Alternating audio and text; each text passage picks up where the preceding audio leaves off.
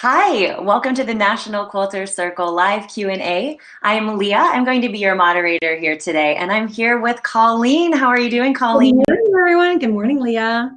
Good morning. Well, we're going to get right into some questions after a few announcements. First of all, if you have questions, please drop them into the chat box that will be below your video player. I'm going to be checking questions throughout the show and slide them in so that Colleen can get as many of them answered in the time that we have today as possible. But before we dig in, I do have an exciting announcement. We're announcing the Oh So Simple Sewing Challenge, and it's hosted by our sister site, the National Sewing Circle. So you can click the banner underneath this video. You'll sign up for 7 free and easy patterns that you can do anywhere at any time. Some of the projects are going to include a super cute pizza pouch to keep your craft supplies in, and a coffee cozy. I'm drinking coffee right now, so I know that could personally be very useful. You can click the link below to see the photos of all the projects, and you will be receiving 1 pattern a day starting on April 6th, so not too far away. So get back at your machine, make something beautiful, and let us know how it goes. All right, without any further ado, Colleen, would you like to lead us in before we dig into some questions? Anything you want to share with us today?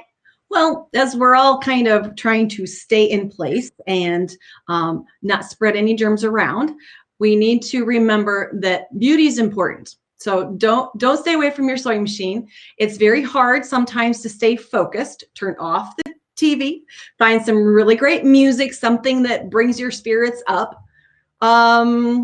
I'm guilty of this. Go get dressed. I know you can sew in your pajamas, but it kind of puts you in the right mode of going to business. You're going to get to that sewing machine. Doesn't mean you have to put shoes on. I'm barefoot today, so but make yourself feel like I'm going to work. And I'm sitting down to sewing today because the quilt shop that I work in is temporarily closed down. We wouldn't want to spread any germs to our quilters out there. So get to work, make something beautiful. Absolutely. I like that tip. I'm going to follow it myself. All right, let's start right into the questions here then. My first one that I see comes from Jenna. Hi, Jenna. I'm new to quilting and haven't found scissors that work well. Do you have any recommendations? Okay, scissors can be a little bit tricky. It also depends on if you're left or right-handed, but there are quite a few good choices out there.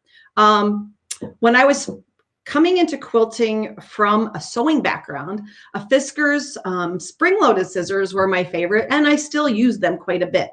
They reduce stress on your hands, a long blade for long cuts, but in quilting, we don't do as much cutting, at least long cuts, with scissors. We do a lot more what we call snipping, where we're taking off dog ear points, we're trimming off threads. At least we should be. Clean as you go. It makes your quilting and your long armor happy. I've experimented with quite a few different thread snips. There are some out there great for just snipping thread. I did lose a pair in the Bali airport. Do not put scissors in your carry-on when you are flying through an international airport. They will take them. So anyway, now that they reside in Bali forever, I'm glad I didn't have these with me because my Karen I can't even read now. Karen K. Buckley, or I think it's Buckley, Bentley. Oh, I'm going to hold them up. You can see what they look like. They have cushioned handles, and the handles are same size on both sides. Usually when you buy a pair of scissors, one hole is for your thumb, the rest are for your fingers. Well, this is a comfort pair, so it can be left or right-handed. If you have bigger fingers, if you have a bigger thumb, this is comfortable also. These are very, very sharp. They are great for snipping the dog ears off, even if you're just cutting little things.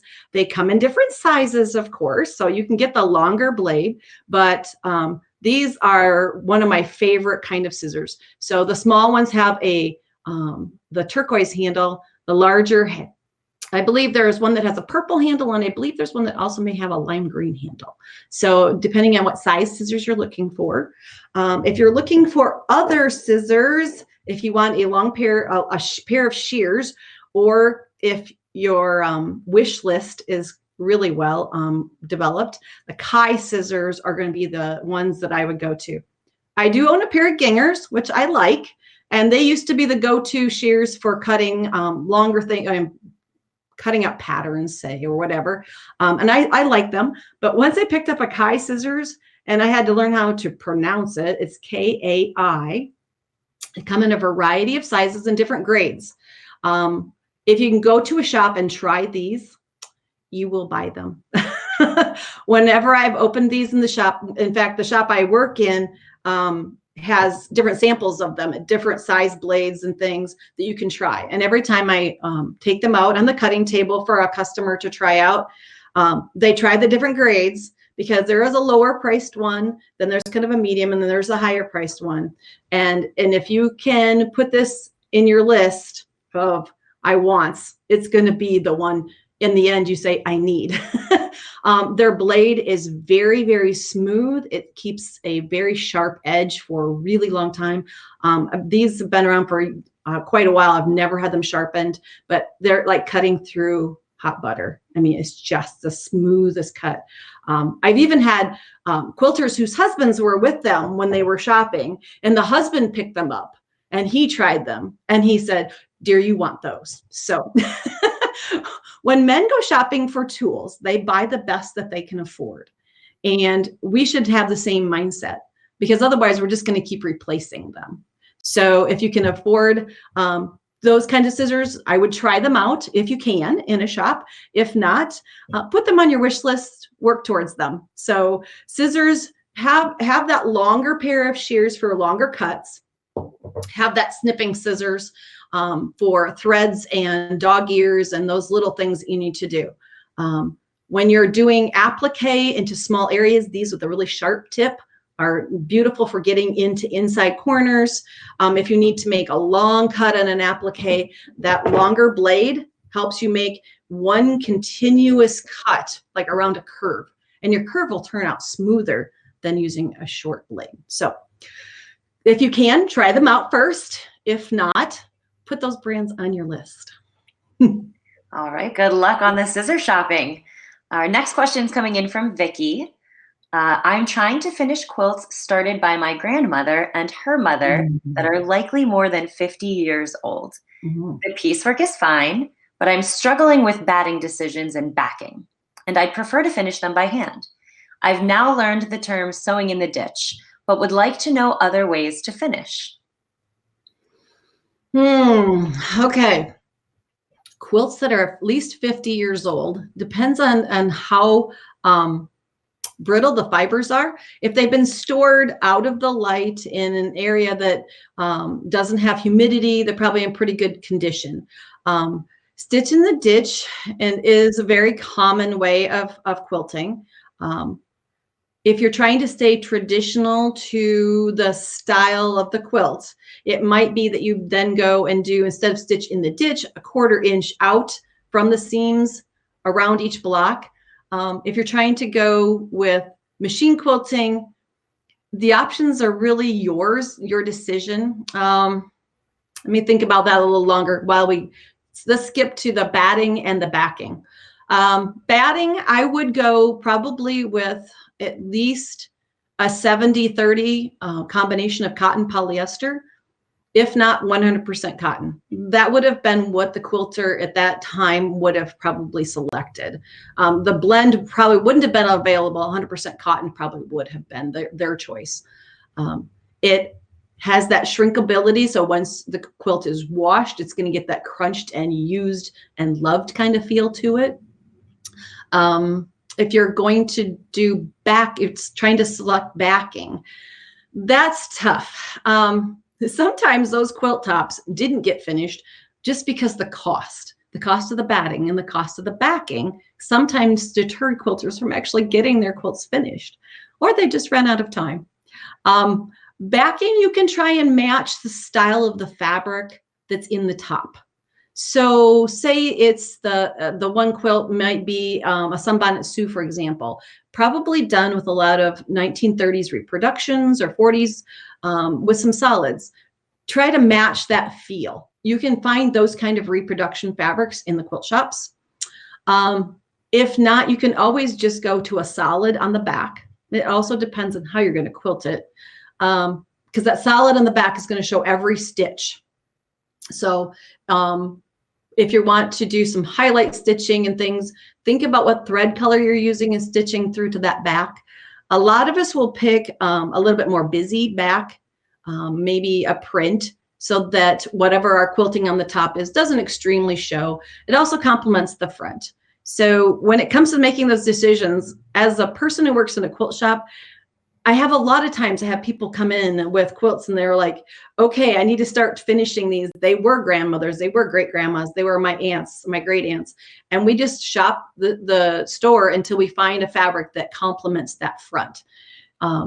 If you can't find those, go to the extra wide back and just pick a solid cream on the back, something very traditional. They may have picked that at one point, if they would have had a choice. It really is a personal choice on what to put on the back of a quilt. I always like to have a little bit of fun with the back and have a little surprise pop. I tend to pick larger prints and something that says, look, I'm finished. So, and if you're finding tops like that, you're also going to have to pick a binding, probably, because when those tops were put away, probably a binding was not created yet for it. So you're going to have to shop for that backing and the binding. So kind of audition those. Lay the quilt out on the fabric, flip it over, see how it marries with the front fabric. You know, if you need help, ask somebody in a quilt shop or another shopper who's a quilter. We'll always jump in and assist you. I promise. But that's really important, is to actually take it and audition fabrics in a shop to see what you like with it. Back to the stitch in the ditch versus and another style. That's really a hard one to make a call.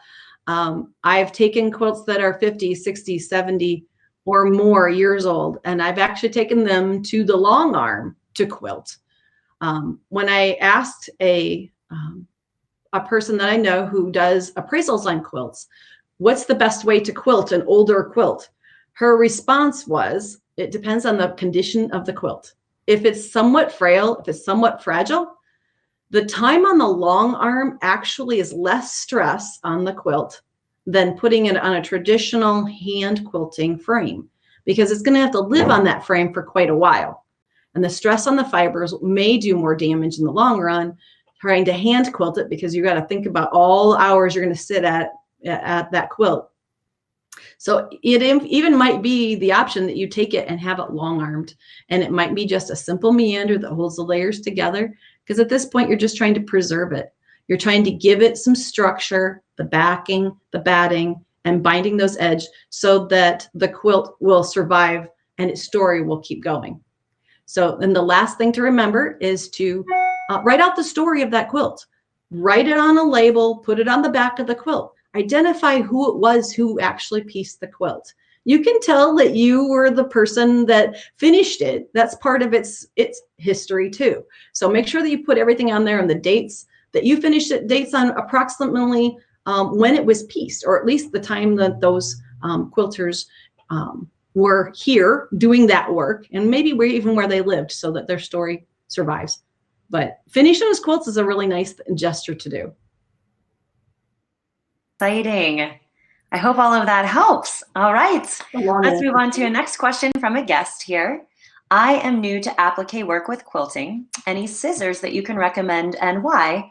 Thank you for answering our questions. And I did want to slide this one in because you just briefly mentioned the applique portion of the scissors before.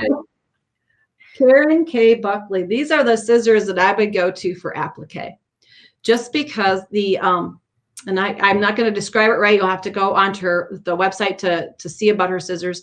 But the edge has a serrated kind of toothed edge so that it grips the applique as you're cutting.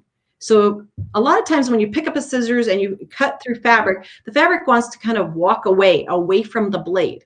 But with her style of applique scissors, it grabs the fabric and holds it with those just kind of tiny bit of serrated edge on the side of the blade, so that you get a nice clean cut. So I'm going back to those as my favorite. I have to thank a coworker for introducing me to these. I picked them up thinking, well, we needed something for a photo shoot. and we needed something with pretty handles. And then I tried them, and then I kept them. I paid for them, so it was okay. So, hey, try before you buy, right? yeah, exactly. Oh, that's great. All right, Janet has our next question. I have tried hand quilting, but just can't seem to get it to work. Can you recommend a book or a video to help me get started? Too bad I can't put this person on video. One of my coworkers in the quilt shop is an award-winning hand quilter. She has had things at the Iowa State Fair. And when I stood in front of the quilt that she worked on and she won a ribbon for, I literally just stopped and my mouth fell open because it was just beautiful. The stitching is so even. The stitches are so small and so exact that it just amazes me that people can hand quilt like that. I am not a hand quilter, so I have a little bit of a hard time stepping into this realm. I usually ask her for advice when I'm in the quilt shop and somebody needs that. So Teresa Peterson, why aren't you here? The biggest thing is to get the right size needle, the right kind of thread, and the right thimble. And then it basically takes practice. So find a video that's close up that shows you the positioning of your hands, how to rock the needle back and forth, how many stitches per inch you can get on the needle comfortably and pull through. There are probably, I know there are recommendations for how to mark quilts out there for hand quilting, the right kind of tools to use, making sure that you have batting that does not have scrim. Scrim is the kind of invisible structure that they put on the back of batting so that it doesn't pull out of shape, which works fine when you're putting it on a long arm or when you're taking it to your sewing machine. But when you go to hand quilt through it, it will eat up your fingers because the needle doesn't want to slide through nicely.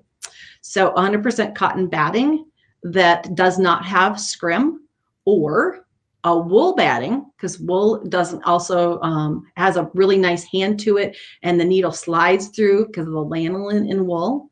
There are washable wools, so if you haven't ventured into wool batting, you might want to try that. Wool batting used to be something that everybody went, wool shrinks, we can't use wool, but there are washable wools today that are beautiful for hand quilting. Needle slides through it really nicely, but I think practice is the biggest thing.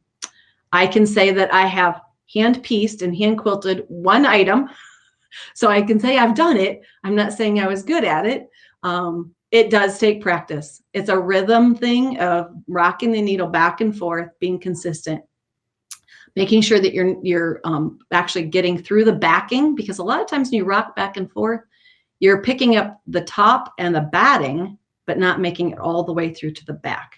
So it's kind of a rhythm thing. So practice is going to be your best bet on that one. So best of luck. Okay, let's move on to a cleaning question. A guest is asking, I'm looking for ways to clean those brown spots from vintage linens and quilt tops. Thanks. Okay, there are 2 or 3 different products out there that are, I'm trying to remember the names on, and now it's going to escape me. But a lot of times brown spots are either a food stain, like apples, something, they turn brown. The acid in them makes fabrics turn brown over time, or exposure to wood, like if they were stored in a box or a dresser drawer. When it came in contact with the wood, the acid tends to transfer to the fibers and creates a brown mark. There's a stain remover, and I can't think of the name of it right now. It comes in a little tiny bottle. Grandma something or other. If I remember right, there's a picture of a lady with this color hair on top of her head, on the front of the bottle, and I can see it in the shop even, and now the life of me can't come up with it. There are some other restoration products out there. So I know I've tried at least 2 or 3 that do work. It doesn't mean that it will take it out completely. So what you need to do is kind of evaluate the age of the quilt, whether or not it can take the stress of being dunked in water, squeezed out, and then dried, because You're not going to be putting this in a washing machine. If it's an older quilt, it won't take it. The fibers really don't need that much abrasion or movement. You're going to be doing this in a bathtub. If you were to just treat the spot itself, it may clean that and leave then a very light spot with the rest of your quilt. So evaluate the age of your quilt, whether or not you think it can take the washing process before you step in. And I would just read the reviews by quilters of products out there. One of the products I believe was called Restoration. And it was a powdered product that you added water to. And it did take out yellowing. I can't guarantee it would take out browning though. So it would brighten, say a baptismal gown that maybe was stored in a drawer someplace and turned kind of a tan color, and it will bring it back to that bright white. But it's kind of a choice whether or not you want to go there. Sometimes we just leave the stains in place, keep the story with the quilt, and understand that as we all age, we all change too, and quilts do the same. So it's your choice. But if you'd like to try, there are products out there. Read the reviews really well, though. Good advice. All right. Ooh, we talked a little bit about batting already, and our next question is specifically about it. So as a new quilter, how will I know what batting to use? Okay. What depends on what the project is going to be used for. If it is, for example, a baby quilt, because a lot of people start with baby quilts. They're small, they're made for someone that we love, and we know we can finish them because we have a deadline. There's a baby coming. So with baby quilts, a lot of people like to use a lightweight or lighter weight batting, like a polyester. And as some quilters will probably poo-poo me right away because they're going to polyester in a quilt. But if you want that quilt to be the quilt that child drags around with them, it makes it lightweight. It doesn't add any weight to the quilt. Number two, it dries fast. And as a mom of 4 and the grandmother of 4 more and a 5th one on the way, there are times when that quilt needs to be washed and dried before nap time in the afternoon. And with polyester batting, that quilt will wash and dry in time for the nap. So that is one thing to consider. If you want the quilt to be that crunchy, worn feel, then choose anywhere from 100% cotton to a 70-30 combination, somewhere in there, because up to that percentage of polyester mixed with cotton, number one, makes it less expensive. Number two, it still gives it that crunched, quilted, fluffy feel when it's washed. So if you like that crinkly look to a quilt, that's where you can go. For baby quilts, those are my recommendations. Now, when it comes to my quilts, I like to use that 70-30, 80-20, up to 100% cotton quilt. I love that feel of a quilt. That being said, I have one quilt that was hand quilted by someone's mother that I knew, and it has 100% wool batting in it. And whenever we are super cold or we've been at a ball game or someplace outdoors where your hands and your feet are freezing when you get home, that's the quilt we always wrap up in because it reflects and warms you the fastest because wool is extremely warm. Sheep are smart. Other than that, if you're doing a wall hanging, there are battings out there. One is called Thermore. It's very, very fine. It's very flat. It's not going to give a lot of fluff. It's not going to add a lot of weight. And if you're going to be hanging a quilt, if it's going to be a permanent wall hanging, that might be a good choice for a wall hanging because you want to have the lightest weight thing when you're putting on the wall so you don't have to have big nails to hold it up while it's being displayed. So read the instructions on the quilt. It will also tell you how densely it has to be quilted, how far apart the lines of stitching need to be. So there's a batting for everything out there. Go to your local quilt shop if you can. Ask them. They'll show you samples. They'll talk to you about the different kinds of battings. They'll give you recommendations. You can read online also. Investigate the different companies that create battings and see what they say, what their recommendations are. And then after a while, it's pretty much trial and error. try out some, use them, move on to the next quilt. If you used a batting that wasn't your favorite, that's okay. The quilt is now done. You can try another. That's the great part about quilting. There's always time for more. Especially right now. Exactly. Lots and lots of time for more. Oh, our next question is coming in from Laura here. She says, hi, Colleen. Would you mix batiks and solids or, quote, regular quilt fabric? What's the difference between the fabrics? I have and done, and hi, Laura. I believe this is the Laura that I went to Bali with. So got my tea ready for having coffee with you this morning. When it comes to mixing and matching fabrics, even fabric designers have created lines of fabrics that have batiks and regular quilt fabrics within the line that match and coordinate color-wise and pattern-wise. So there's really no reason not to mix and match. I think sometimes that's maybe the hardest thing for people to do, is to step outside of a certain group of fabrics and say, I'm going to mix and match these. They tend to, well, especially when you're starting, you tend to walk into a quilt shop, find a line that you like, pick 4 or 5 fabrics from that line and stay there. Well, after a while, you realize that limits me. Look at the rest of the entire shop. There are bolts everywhere. And sometimes a line will get picked over even. And you're looking and saying, okay, I have a floral and a stripe, but I run a solid or a semi-solid. Well, you can walk over to the solids, or you can walk over to the batiks. They're the same kind of a marbling color, but they may give you that shade or that intensity that you're looking for to complement that floral and that stripe. So don't be afraid to mix and match. All right. Well, let's move away from fabrics here to adhesives.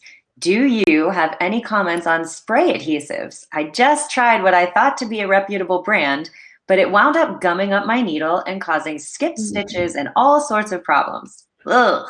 Oh, that's awful. That's frustrating. And you know what? I've had it happen to me. Then as I'm leaning out of the frame here, I'm picking up the one brand that I do like. I've tried quite a few, and I've always come back to the Sulky KK2000. It looks like a small bottle, but it goes a long way. I can spray base quite a few pieces with this.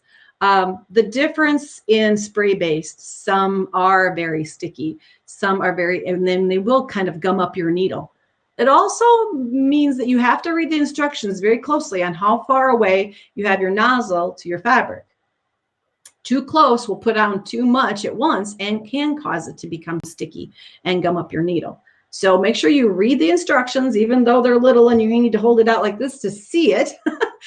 Make sure that you're the actual distance away from the fabrics or the batting when you're spraying. 2 or 3 different kinds that I've tried, I didn't enjoy, went back to this one again. Trying to think what else with the spray based. This one is repositionable. Most of them are, and will hold in place for even longer than they sometimes stay on the bottle, because I've spray basted pieces and had them sit for 2 or 3 months, and they were still basted in place ready for me when I went back to them later. So don't walk away from spray based completely. Try KK2000 and see if you like that, made by Sulky. It's basically comes down to, again, it's kind of like the scissors. The higher quality item might cost you a little bit more, but it will be less of a headache. And as quilters, we don't like headaches. We just want to have fun. We want to get to the quilting process. Spray basting is nice because if you pin based, which means that that you base or put pins every just about 3 or 4 inches apart, about the size of your fist, then you're always seems like you're having to stitch in the area where that pin is. And spray base gives you that wide open field to create and quilt wherever you want. So don't walk away from it yet. Just try another product. Try and try again. Oh, so there is a lot of chatter going on about the pineapple quilt in the background. Yeah, the pineapple quilt. This is a quilt that I always wanted to make. wasn't sure I'd ever get to it because I collected the fabrics for a long time. Kept putting them in the bag, kept putting them thinking, I have enough, I have enough. And then I ran across the Creative Grids pineapple tool, trim tool. And when I went to look at how to make the pineapple blocks, there were some options. You can either template piece, which means that every shape in there would have to be cut individually with a template or plastic of some sort, which didn't appeal to me. And so that went to the wayside. And the next choice was to paper foundation. So printing out the design and then sewing through the paper. Well, those blocks are 10 by 10. What size is paper you put through your printer? 8.5 by 11. That's not going to work, which meant that I would have to take it to a copy place to make my blocks on paper. And they would come out really exact, but then I'd have to tear all the paper off before I could actually quilt the quilt. That didn't appeal to me. But when I found the trim tool, I was like, yes, something that can make my quilting exact and mean that I only need to cut strips or bricks, rectangle shapes. So the whole thing is made only with rectangles, and then trim your pieces afterwards. So I jumped in after a client came in the quilt shop. She was working on it. And she's like, oh, I need more background fabric. And she showed me on her phone what she was working on. And I went, okay, now I have to start. And the pineapple block has grown on me. At first, it seemed very edgy and pointy. But then when I learned about the history of pineapples meaning a welcome. So I like to put it in the background when I'm doing video because it's a welcome. Welcome to my studio. So that all quilters feel at home here. My next project, because Creative Grids has 2 sizes of trim tools, is to do a red and cream with the smaller tool, and the strips in that are about half the size of that one. So if we stay quarantined long enough, people, there's a red and cream. I don't know how big it'll end up, but there's a red and cream pineapple quilt coming, or at least a wall hanging, maybe. Stay tuned. All right. Oh, well, there is a little bit of chatter about the foundation paper. So question for you, Colleen, do you remove the foundation paper after you finish piecing a block or after you piece the whole top? And is there an easy way to remove it? Looks like Vicky is saying in the chat that she uses phone book paper and gets her teenagers to remove it for her when she's finished. That sounds like a really cheap crew. If you feed them well, they work well, usually. I raised 4 kids. Phone book paper would work. The hard part is finding phone books anymore. But the paper that you remove on the bottom, try to use the lightest weight paper possible. My recommendation is to go to like the dollar store, and the newsprint scribble pads that little kids have, those are perfect. There are also companies, of course, that produce the newsprint that can be even sent through your printer so that you can print on it and not have it in a tablet form to take out page by page. Now, when it comes to removing the paper, if your blocks, when you're done, have outer edges, and mine did have edges that were bias. So when you're trimming, you're not going to always have straight grain on that outside edge when you trim the block at the very end, because on the paper foundation, you're covering the whole piece of paper, the whole shape, the whole design. When you're done, you're turning it over and you're exact cutting the block then. The outside edges are more than likely going to have a lot of bias edge. You don't want to remove the paper quite yet. When you get block to block joined in, say, a row and then the next row's over, then you can remove that paper, but not until, usually for most people, they wouldn't remove the paper until the outer edges are all surrounded by another block to help support those seams. Bias has a lot of stretch. And if you're a beginner and you don't understand the difference between straight of grain and bias, take, once you see a piece of fabric up close, like under a microscope, you would see fibers going up and down and across. Those 2 directions of fabric is fairly stable. Now, if you were to make a diagonal line and pull, you'll find that that square now becomes a diamond because it has a lot of stretch. And that's what I'm talking about as bias. Those kind of edges on the outside of your block make it very loosey-goosey when you go to sew them block to block, joining in a row. So that's why leaving the paper there, giving it some stability until it's surrounded by other blocks before you remove the paper is best. And it can take a while to get the paper off. A tweezers sometimes comes in handy. Trying to think of ways that I've removed it. Usually along a seam line, you can kind of score it along with your fingernail, or even the tip of a crochet hook or something. So you can put a little pressure along a seam, the paper will pop, and then it kind of pulls out kind of like a perforation, kind of like a dot to dot kind of perforation. Getting into little bitty corners, that's where tweezers will come in handy, because you want to get out as much of the paper as possible. It's probably, well, it is almost impossible to get all the paper removed. As soon as you think you do, you're going to find a seam allowance you left in. So, but take out as much as you can, and as much as you can tolerate. And if you can make those teenagers work for you, for food, keep them working. That's right. This is actually a really good time. We're past our halfway point for today's Q&A session, but we know that we might be stuck inside for a little bit. We actually don't know how long it's going to be. So community is a really great way to keep the spirits up, and we want to do that for you. So keep chatter going in the comments.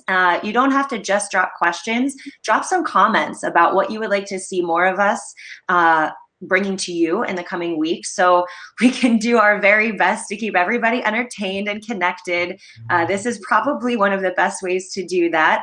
Little coffee meets in the mornings or various times of the day to ask some questions about quilting. What fun, right? Exactly. Oh, and it looks like the comments are already going. Lots of people are commenting about that spot remover, Colleen. So it's Grandma's secret spot remover. That's it. I knew Grandma was involved. She's always really smart. She's been busy. Perfect. All right. Oh, let's move on to something from Brenda here. Brenda asks, aside from sewing a pocket on the back of a quilt, do you have suggestions to hang them? I've thought about the rings with clips, but I'm afraid that the clips may damage my quilts. Yep. It depends on how long that quilt is going to hang. If you are going to install it as a permanent piece of artwork in your foyer or in your living room or in your family room, the pocket is the best way, because it will distribute the weight of the quilt across a long edge and support that quilt over time. So that is the best way to hang it over a long period of time. Now, if a quilt is only going to be up for, say, a holiday on a doorway, or on a hallway, or in a kid's room, just for a certain event, then small hooks or clips like that are fine. It's the weight of the quilt that you need to take into consideration. If it's, let's say, small wall hanging, you can easily put loops on there and then use even command hooks that can easily be removed and taken down. But usually those quilts are lightweight. You don't worry about them stretching as much or distorting, but the pocket on the back in that sleeve is the best way to support the weight of the quilt. So sorry, but you're going to have to make a sleeve. And you'll get really, really good at it. It doesn't take very long to do. The first time I had to put one on was quilts that needed to be done for photography.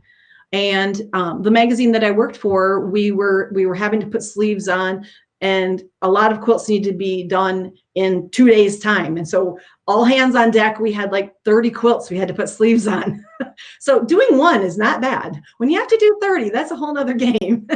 But you get really fast at it, and it supports the weight of the quilt the best. It shows off your work the best. So be okay with that sleeve. Right. 30 sounds like quite a lot. Yeah, it was a crunch time that we were under. Oh, this next one is about a quilt made out of ties.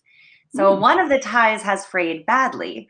What is the best way to repair it? I cannot take it out and replace it because of the quilting. Okay. Ties are usually 100% silk. So you have to take that into consideration. The best thing you can do at this point is to try to figure out a way to get a piece of fusible underneath of it. Something that'll help support it that you can either stitch it to or lightly iron it to.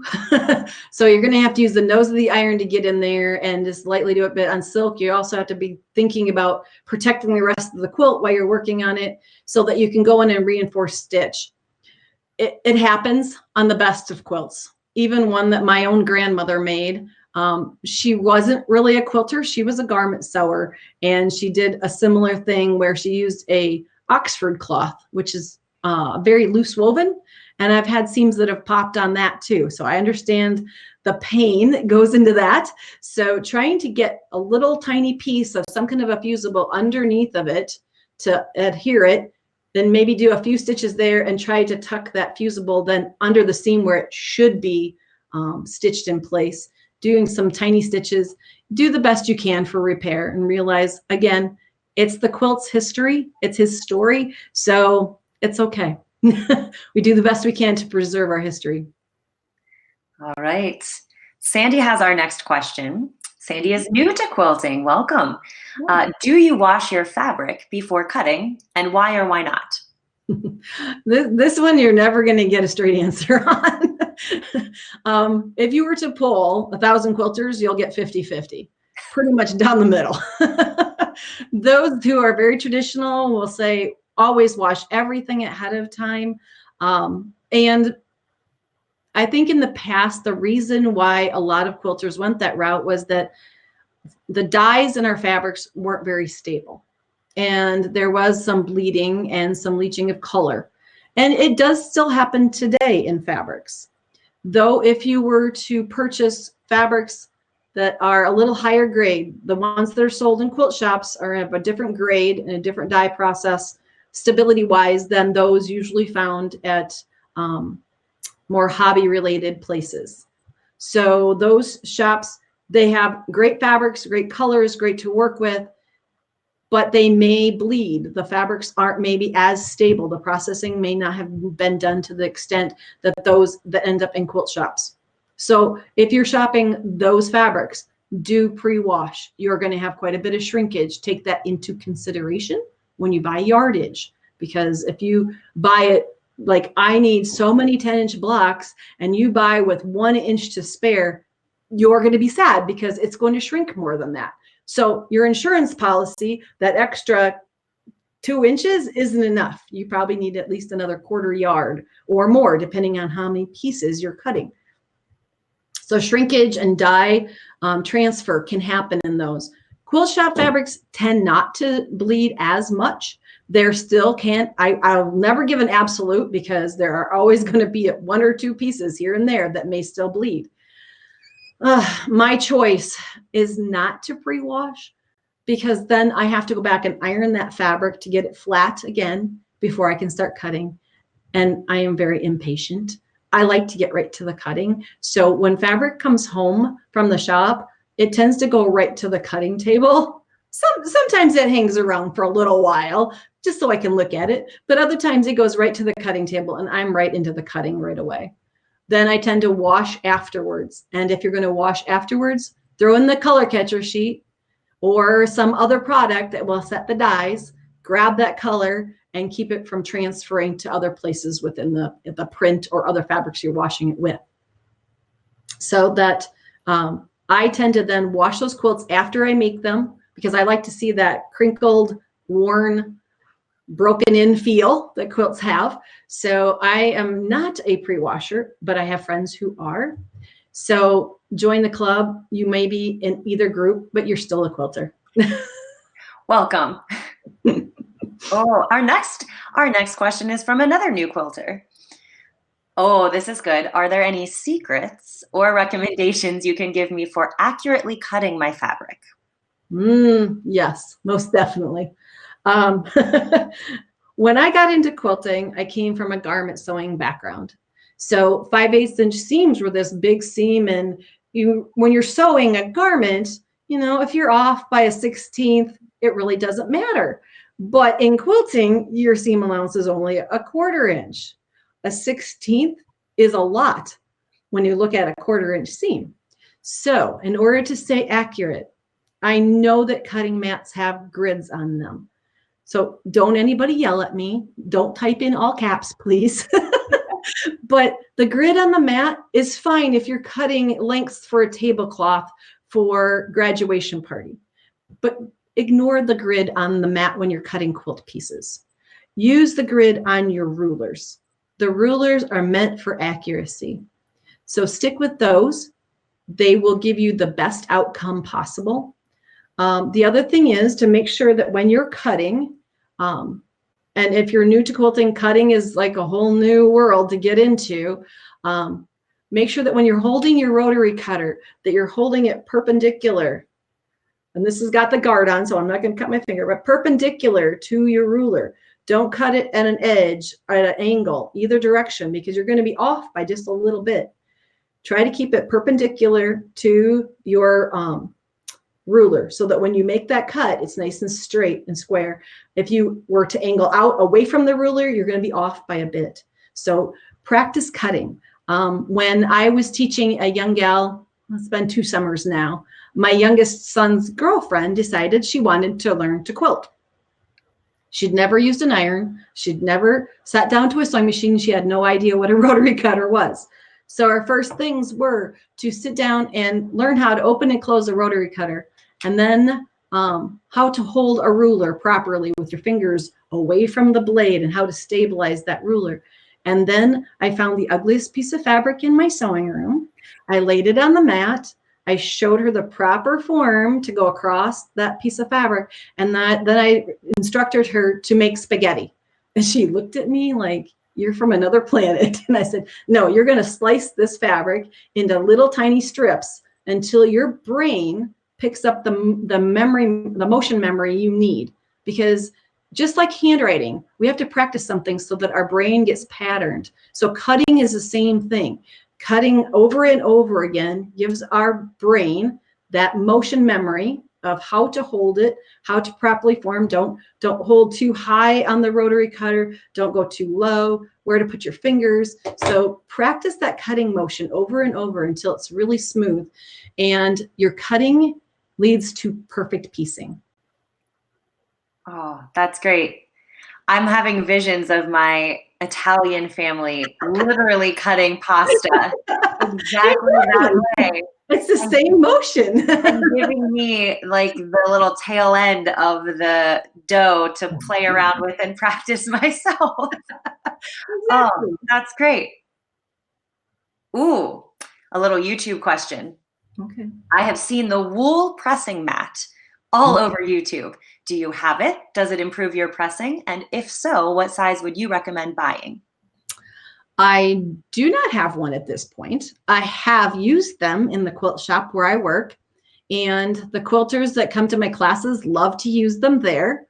I guess it's basically at this point, I just haven't jumped yet to purchasing one for myself. But whenever someone presses on the wool mat, their pressing comes out more crisp, more exact. The mat helps kind of hold the fabric in place so you don't get a shift. We a lot of times have a cotton kind of cover on our ironing board, which is fairly smooth.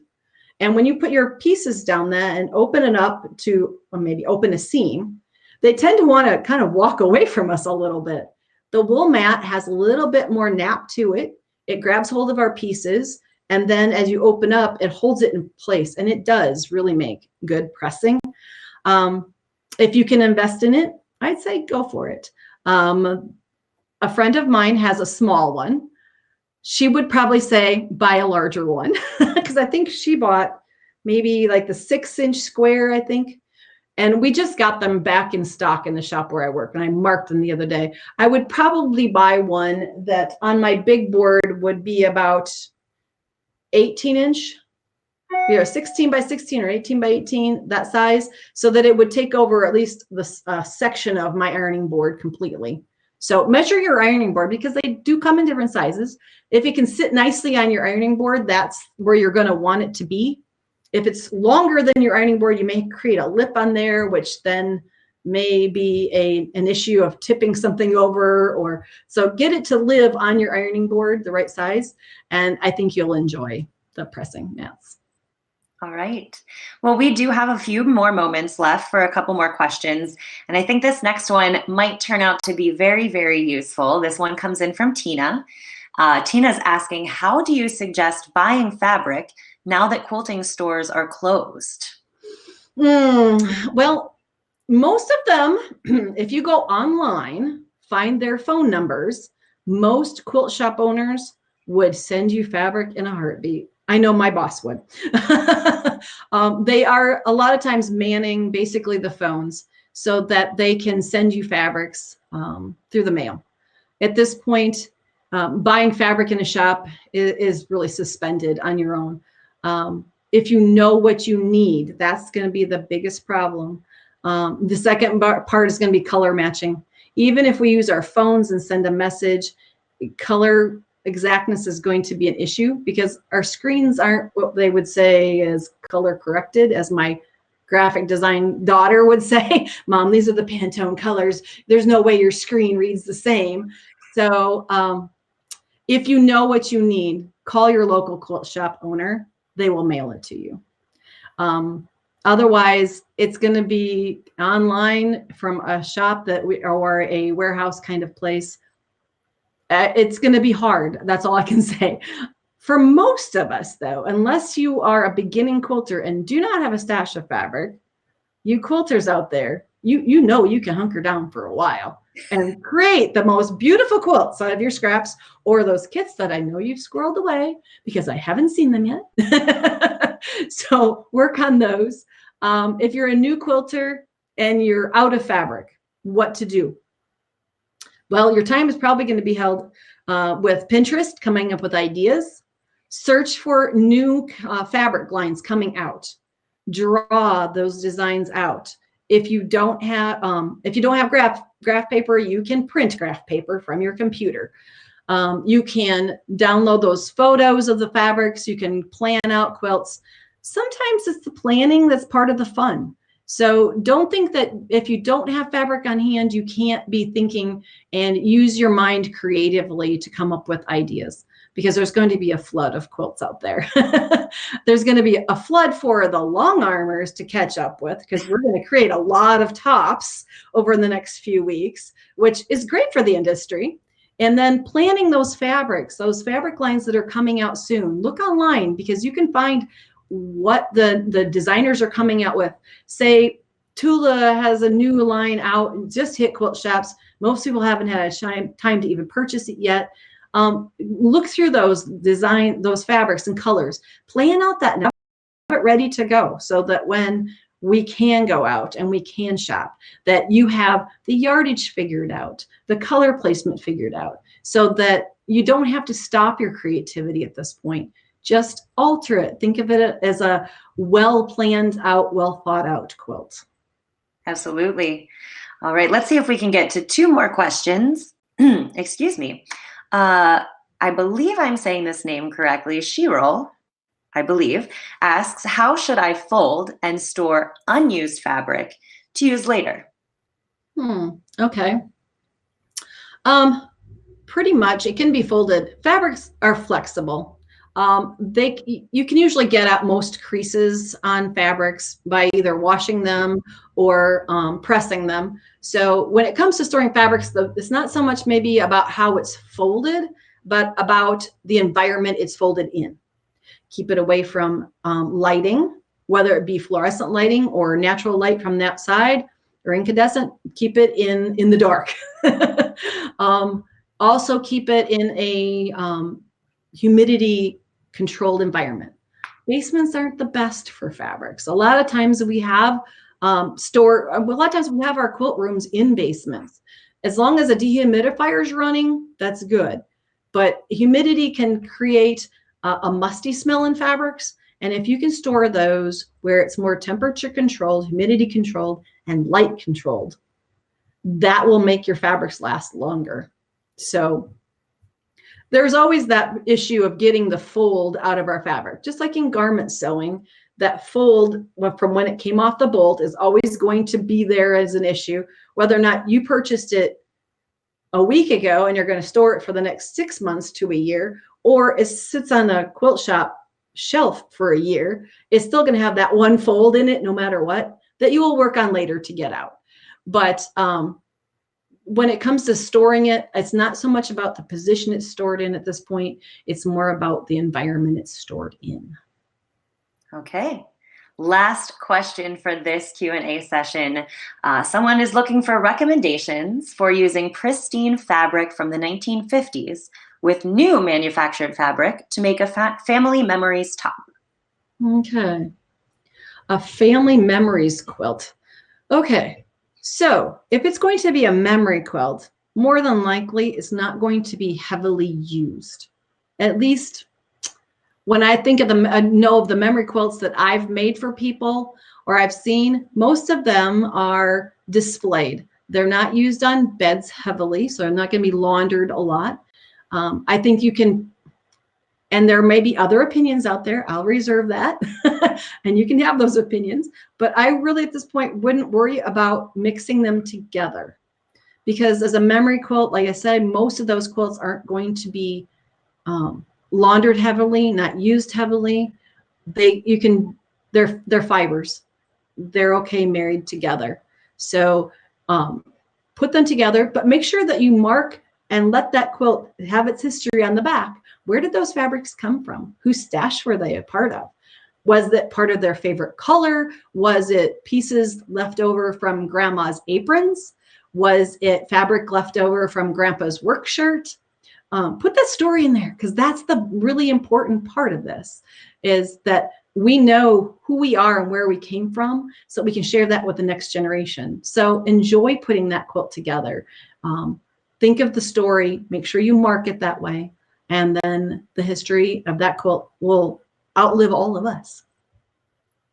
That is a beautiful question and answer to end on for this hour.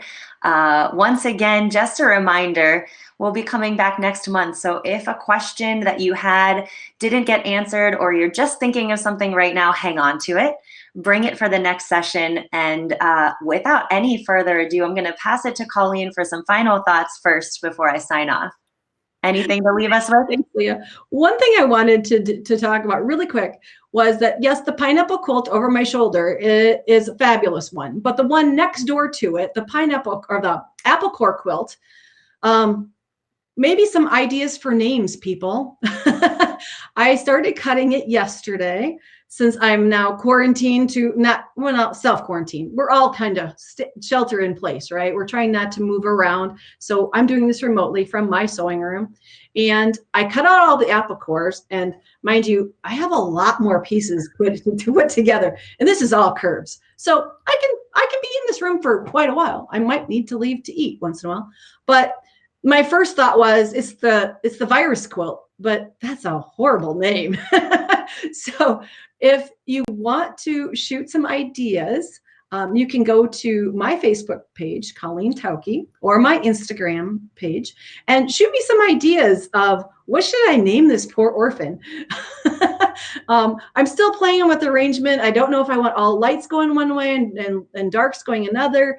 We'll see how it develops. But since we have plenty of time, and I'm telling quilters to be creative and spend some time in your sewing room or in your studio, I'm trying to take my own advice and take that stack of fabrics that is from V & Company that I've had for quite a while. And they're sewing related, because on one of the prints, it reminds me that a yard equals 36 inches, 7/8 of a yard is 3.5 inches.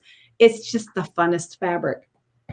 And it makes me think of spring and Easter, and that all things will be new and sprout green again. So as I'm working on the apple core, if you have some really creative ideas for me, let me know of some names.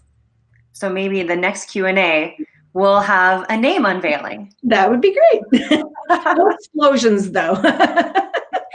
Well, that is going to wrap up our Q&A session for today. Once again, my name is Leah. I've loved being your moderator for this Q&A, and on behalf of Colleen and the National Quilters Circle, we will see you next time. Stay safe out there.